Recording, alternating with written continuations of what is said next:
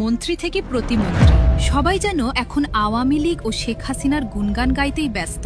সংসদের speaker BNP নেতাকর্মীদের উদ্দেশ্যে জানিয়েছেন, আওয়ামী লীগের নেতাকর্মীদের ওপর কোনো অত্যাচার বা নির্যাতন আর মেনে নেওয়া হবে না। বিএনপির নেতাকর্মীদেরকে অনুরোধ করব, তারা যেন আওয়ামী লীগ বা অন্য কোনো দলীয় কোনো সমর্থকের সাথে যেন রূঢ় ব্যবহার না করে, কারো প্রতি যেন কোনো অন্যায় আচরণ না করা হয়। তার এই বক্তব্যের পর রাজনৈতিক অঙ্গনে শুরু হয়েছে নতুন করে আলোচনা ও জল্পনা। অন্যদিকে আইনমন্ত্রী জানিয়েছেন, আওয়ামী লীগে বহু আদর্শিক সৈনিক রয়েছে, তাদের রাজনীতির বাইরে রেখে দেশ পরিচালনা সহজ হবে না।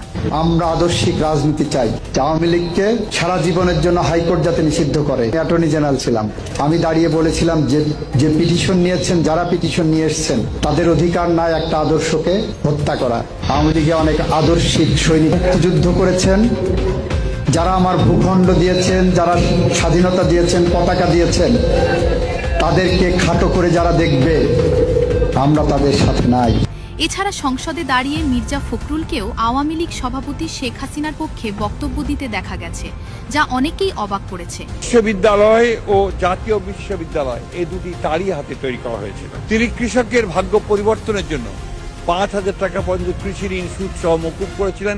এই ঘটনাগুলো ঘিরে ইতিমধ্যেই সামাজিক ও রাজনৈতিক মহলে চলছে তীব্র বিতর্ক। রাজনৈতিক বিশেষজ্ঞরা বলছেন, সাম্প্রতিক এসব ইঙ্গিত একটি বড় রাজনৈতিক পরিবর্তনের দিকেই ইশারা করছে। তাদের মতে আওয়ামী লীগ খুব শিগগিরই রাজনৈতিক ময়দানে শক্তভাবে ফিরে আসতে পারে, আর সেই পথ তৈরি হতে পারে বিএনপির মাধ্যমে।